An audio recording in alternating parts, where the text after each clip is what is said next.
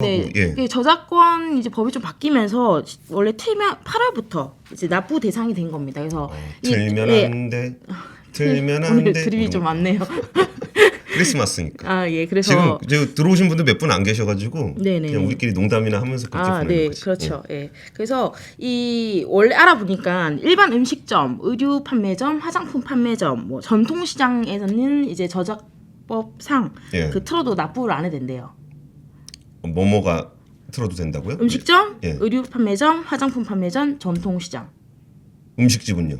왜 음식점도 아 술집은? 술집은 안 됩니다. 아 술집은 안 돼. 술집 안 돼.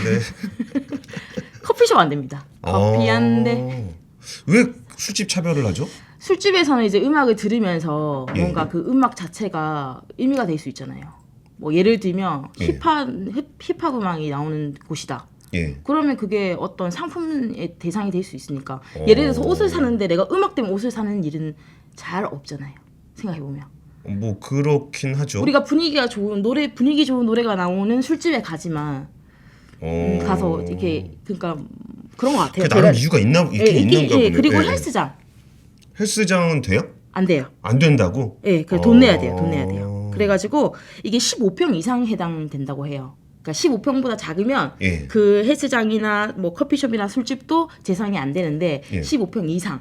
그러니까 이건 약간 소상공인들을 좀 보호하기 그러니까 위해서. 노래 틀어도 된다는 거죠. 네네네. 조그만 데는. 조그만 데는 틀어도 되고 15평 이상에는 틀면 안 되고요. 그래서 뭐 한 달에 4천만 원에서 2만 원이 한 달에? 이제 커피숍이나 술집에서 지불해야 되는 저작권 요구요. 한 달 내내 틀을 경우 일할로 네네네네. 계산은 안 되고. 한 달 그게 시간당 이렇게 해가지고 계산하는 것 같더라고요. 어. 그래서 그게 최대 2만 원이고 적게는 4천 원이고 헬스장은 좀 더 많이 부과돼요. 아 그래요? 헬스장은 또 비싸요? 그런가 봐요. 음악을 많이 틀어서 그런가? 음악 들으면서 운동하면 운동이 더 잘 돼서 그런가? 와, 저 법을 되게 복잡하게 만들어놨네요. 뭐 그래가지고 헬스장은 10,000원에서 6만 원 정도 그렇다고 돼 있네요.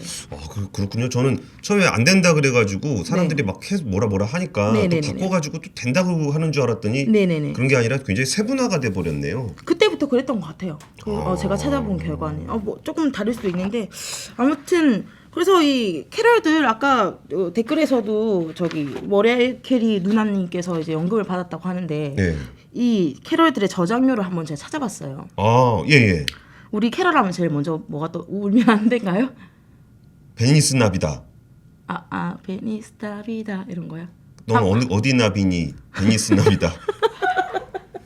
지니티브 빵 터졌습니다. 지금. 네. 그래서 저는 이게 제일 많아요. Last Christmas.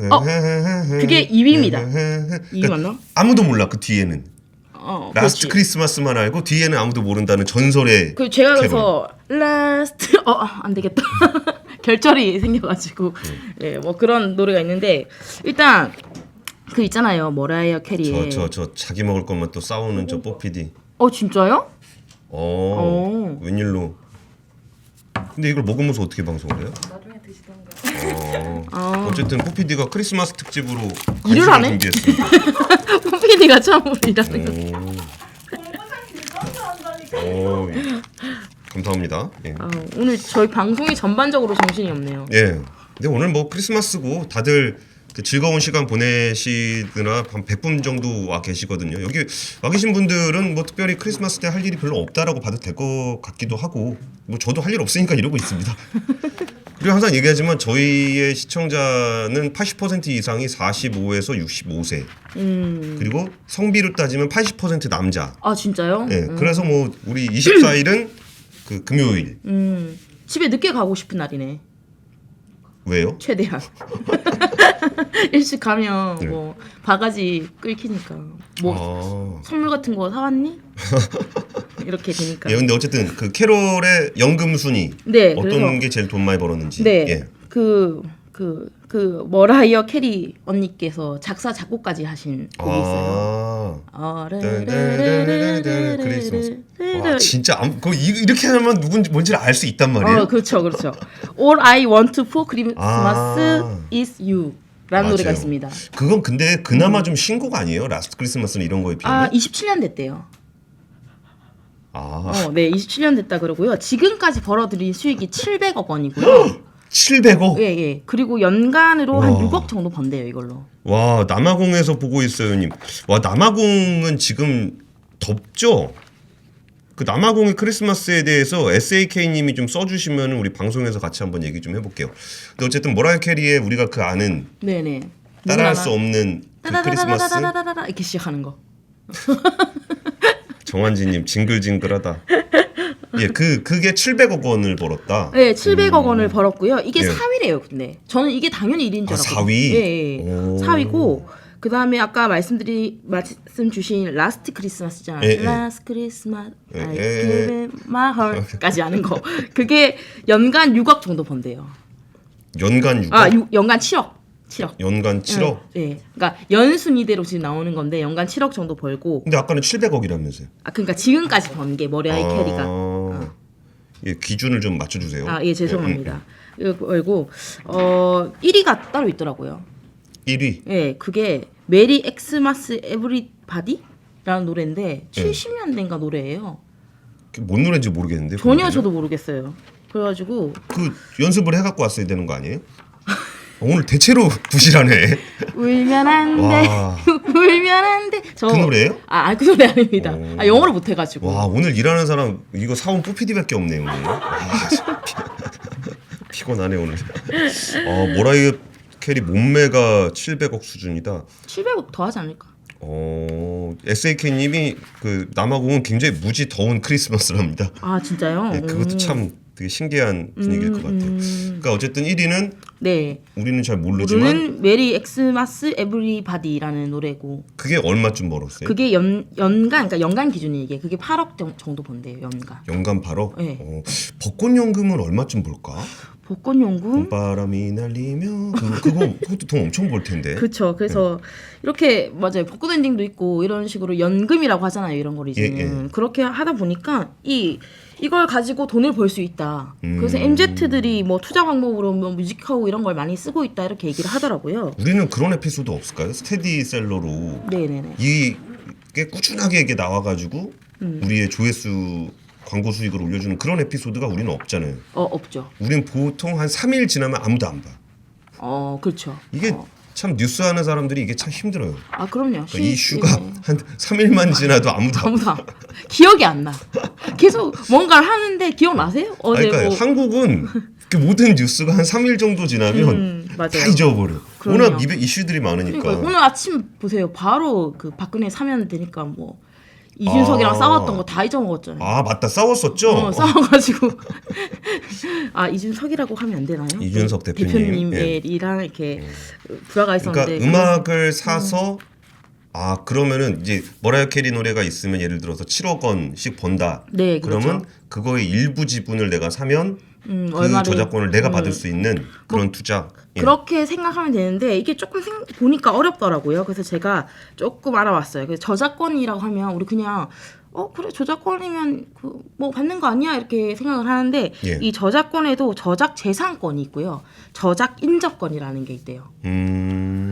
그러니까 뭐 이용할 권리가 또 있어요. 이건 저작 인격권이에요. 그러니까 저작권이 이게 복잡하게 좀 돼 있어요. 그래서 일단 먼저 저작 인격권에 대해서 얘기를 해드릴게요. 예. 저작 인격권은 뭐냐면 이게 그 밑에 이제 공표권, 성명 표시권, 동일성 유지권이라고 있어요.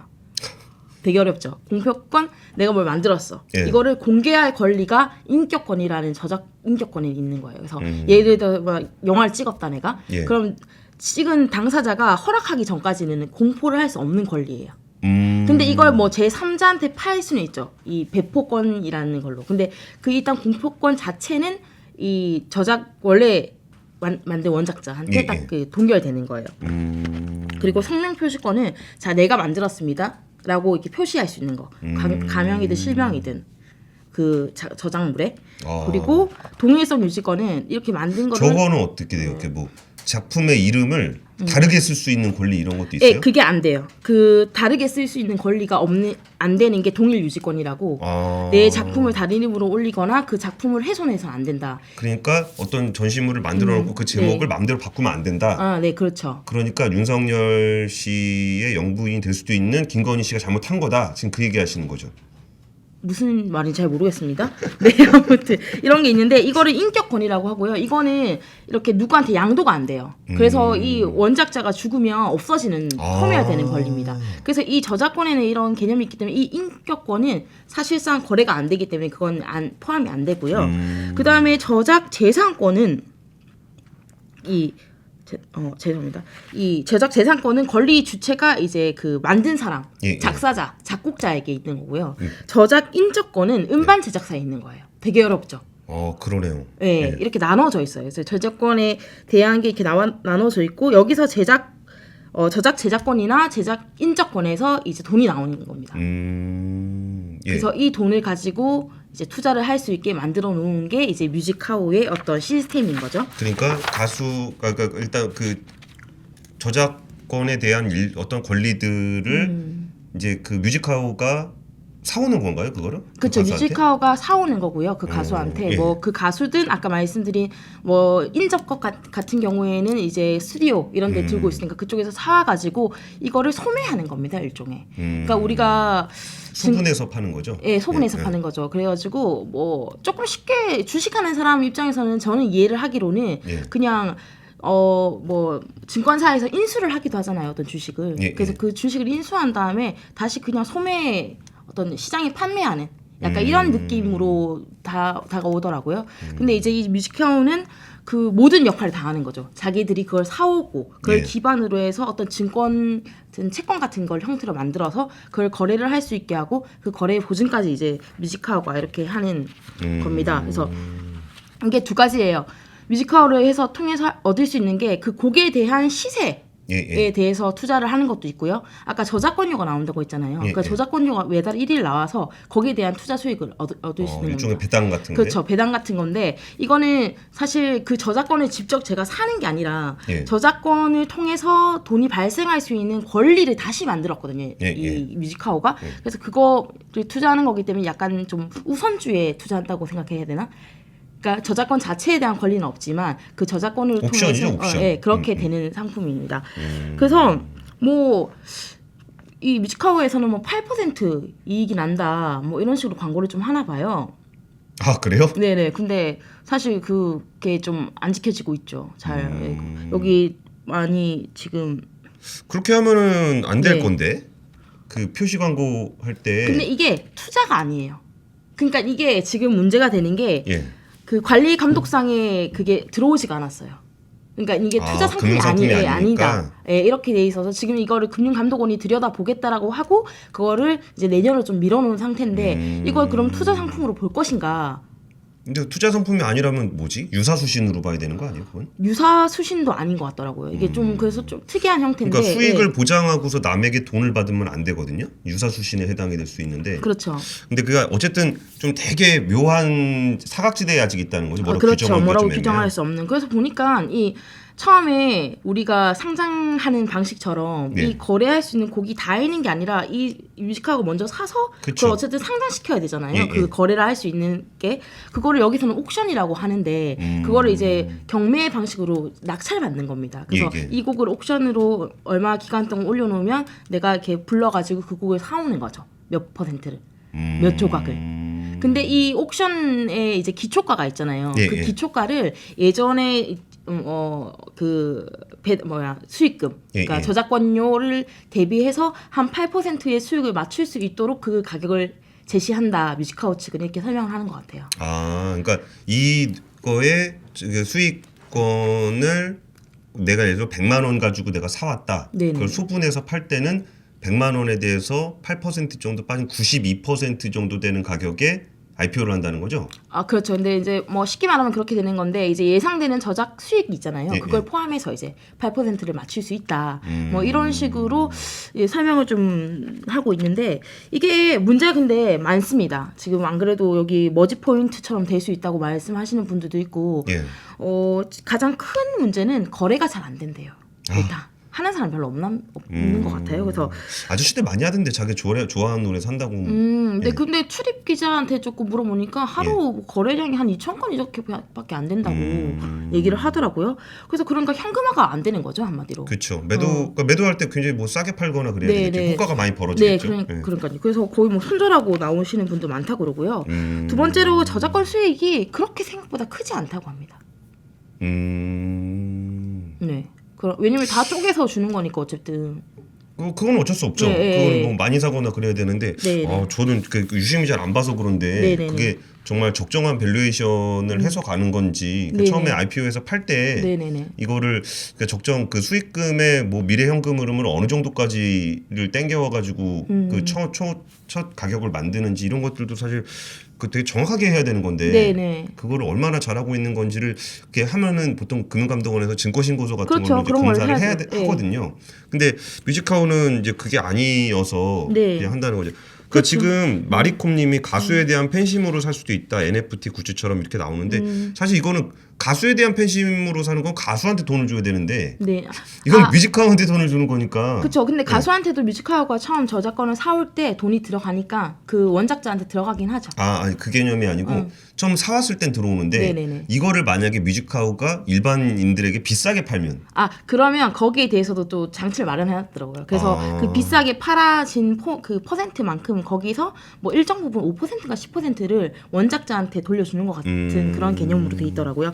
그런 건 좀 있는데 이 말씀하신 대로 이게 사실 관리 감독 이게 제도권 안에 있는 게 아니다 보니까 예. 사실 뮤직하우가 내 마음대로 할 수 있는 거잖아요. 물론 그렇게 하지 않겠지만 WSX님이 한 주를 샀는데 2원을 받았다. 한 달 동안 수익이 티끌모아 티끌입니다. 네, 그래서 이게 또 망하면은 돈을 못 받을 수도 있잖아요. 뮤직하우가 망하면 돈을 못 받을 수도 있는. 왜냐면 일종의 채권인데 그 채권자가 없어진 부도나거나 이러면 우리가 누구한테 그걸 달라고 할 수가 없잖아요. 그래서 거기에 대한 에스크로도 없나 보네요. 그래서 에스크로를 중간 회사를 세워가지고 들고 있다고 얘기를 하는데 그게 법적으로 100% 이쪽에서 뭐 해줘야 된다 이런 게 아니래요. 그래서 그냥 그런 장치를 마련해놨다 정도의 수준으로 얘기를 하고 있는 것 같고 이런 문제들 때문에 아마 금융감독원에서 좀 들여다보겠다라고 얘기가 나오는 것 같습니다. 근데 이게 애초에 제가 좀 생각했을 때 좀 주식시장처럼 계속 그러니까 제일 좋은 거는 그 노래의 가치가 올라가는 거잖아요. 그리고 그렇죠. 그거 많이 틀어서 저작권료를 많이 받고 이렇게 하는 게 제일 순한 구조인데 그 구조 자체가 안 되는 것 같아요. 왜냐면 노래라는 게 가치가 갑자기 막 높아지는 게 아니잖아요. 그렇죠. 보통 가치가 떨어지죠. 예. 떨어지죠. 근데 주식은 예를 들면은 제가 삼성전자를 사서 이렇게 삼성전자가 시가총액이 늘어나면 나중에 그걸 가지고 유상증자를 한다거나 이렇게 해서 그 조달된 금액으로 다른 걸 투자를 해서 다시 그게 커질 수 있는 이익을 창출할 수 있는 그게 있는데 사실 노래는 제가 거기 투자를 한다고 해서 노래가 수익이 더 나질 않잖아요. 그러니까 뭐 많이 틀어서 저작권료가 일시적으로 상승할 수는 있겠지만 예. 그 노래 자체가 가지고 있는 성장성이라는 게 없잖아요, 사실은. 그렇다 보니까 이게 좀 있지. 롤리 역주행. 그러니까요. 그런 경우가 정말 특이한 경우. 정말 특이한 경우 그런 게 잘 없고 그렇다고 해서 그 논리로 해서 그걸 보고 그 가치가 올라간다고 해서 그거에 따른 성장이 마련되는 게 아니라는 거죠. 저작권료는 잘 들어오겠죠. 롤리는 그렇죠. 미리 사는 사람이 있다면. 그렇죠. 근데 그런 게 있고요. 그래서 이게 어느 정도 좀 한계가 있는 게 아닌가. 그래서 이거를 이제 폭탄 돌리기 아니냐. 뭐 이런 조금 시선으로 보시기도 한데 이게 해외에서는 이런 곡을 모아서 파는 펀드가 상장돼 있더라고 이미. 그래서 힙시노스송 펀드가 대표적인 예래요. 그렇겠죠. 뭐 해외 사례 있으니까 갖고 왔겠지. 뭐 국내에서 개발한 건 아닐 그래서 건데. 이 회사는 캐나다에 있는 어떤 그냥 음악 하는 사람이 만든 건데 곡을 한 6만 5천 곡 정도를 사가지고 이 펀드를 만든대요. 그 이유가 이게 어떤 곡이 상승할지 모르니까 그냥 안정적으로 한 3% 4%를 맞추기 위해서 대량의 곡을 사서 이거를 이제 분산 투자하는 거죠, 일종의. 그렇게 해서 저작권료를 맞춰가지고 하는 게 있는데 이게 런던에 상장돼 있대요. 상장분들이에요. 그래서 블랙스톤도 여기에다 돈을 태웠다 그러고 이런 식으로 해서 이렇게 파는 거를 카탈로그 방식이라고 한다고 하더라고요. 이렇게 뭐라고 하죠 우리가? 뭐라고 하죠 그거? 프로그램 매매? 아니요. 그거 뭐라고 하죠? 갑자기 용어 생각이 안 나네. 이렇게 포트폴리오 짜듯이 아. 그거를 이제 카탈로그로 해서 이렇게 판다고 하는데 그런 거를 이렇게 뭉쳐서 하는 펀드가 있는데 사실 이렇게 제가 생각했을 때 개인이 어떤 곡을 잘 될 거라고 추측해서 투자를 하는 거 너무너무 어려운 거니까 그래서 이런 거에 오히려 관심을 두는 게 만약에 이런 걸 좀 투자를 하고 싶다 그게 더 현실성이 있지 않나 이런 생각을 하면서 좀 사실 이걸 처음 준비할 때는 희망차게 예. 이렇게 저작권료도 내가 받을 수 있단 말이야 네. 이렇게 하면서 좀 취재를 했는데 이게 크리스마스 선물 개념으로 하다 보니까 역시 세상에 그냥 돈 벌기는 쉽지가 않다 그런 벚꽃 뭐 연금을 한번 노려보려고 했지만 쉽지 않다 주변에 했던 사람들의 사례를 들여보니 다 손실을 좀 보고 있더라 이런 그러게요. 얘기입니다. 그러니까 뭐 이런 거 할 때는 사실 이렇게 우리 그 선수분들은 네네. 자기가 가격을 확 끌어올려 버리는 경우가 제일 좋아요 마케팅적으로. 그럼 야 뮤직하고 해가지고 2배 났다더라. 소문 나면 이제 거래량 확 늘어나거든요. 물론 주식시장에서 그러면 잡혀가는데 네네네. 여기 뭐 어차피 감독도 안 받는다면서요. 네네네. 그럼 제가 뮤직하고 경영진이라면 뭐 네. 시세 조정을 한번 하지 않을까. 시세 조종이요? 예. 어떤 그냥 뭐 사서 올리면 되는 거죠. 아 그런 식으로. 네. 그래서 저도 근데 그럴 가능성도 있지 않냐. 예. 뭐 그러니까 가능성이라는 게 하면 하는 가능할 거지 수 뭐. 있는 구조인 거죠. 왜냐면 뭐 관리 감독이 없으니까. 예. 예.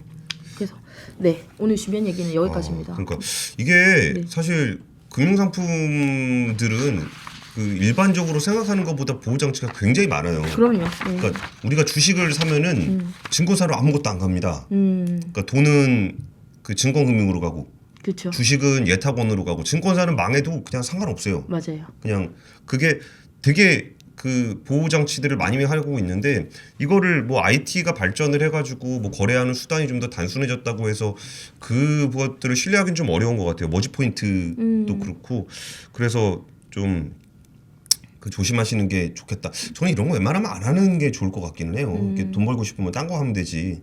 그래서 굳이, 이런 투자들이 많은 것 같아요. 뭐 이렇게 꼭 이렇게 이거 말고도 뭐 P2P 뭐 이런 것도 많이 하고 요즘 보니까 투자하는 친구들 사이에서는 근데 그러니까. 그게 돈이 된다고 딱 소문이 나버리면 그러니까 그 사례가 많지 않은데도 불구하고 그 예. 사례가 몇 가지가 얘기가 딱 돌면 그걸 막 해버리니까 롤링 같은 게 대표적인 거잖아요. 이걸로 계속 광고를 하는 게 사실 그 사례가 정말 많지 않은데 그쵸. 롤링 봐. 8% 먹었어. 이런 식이 되니까. 야 롤린 정도 대박 났는데 8%밖에 못 먹었다고. 네 그렇다는 것 같아요. 근데 원래 사기는 초기에 안 나요. 그 원래 그 가짜 선물 거래소 뭐 이런 거 있잖아요. 뭐 네네네. 코스피 뭐 미니 선물 뭐 이렇게 만들어 가지고 거기서 사설 거래소에서 거래하고 그러는 거는 그 조금 먹을 때는 다 줍니다 돈을. 그리고 이제 크게 먹을 때 날아가는 거거든요. 그러니까 이런 거 하시려면은 초기에 하셔야 됩니다. 원래 폰지 사기는 커졌을 때 하기 때문에 작을 네. 때 아, 들어가셔야 그렇죠. 먹을 수 있어요. 네. 웬만하면 안 하시는 안 게 좋고. 하시는 게 좋죠. 네. 네. 알겠습니다. 그렇습니다.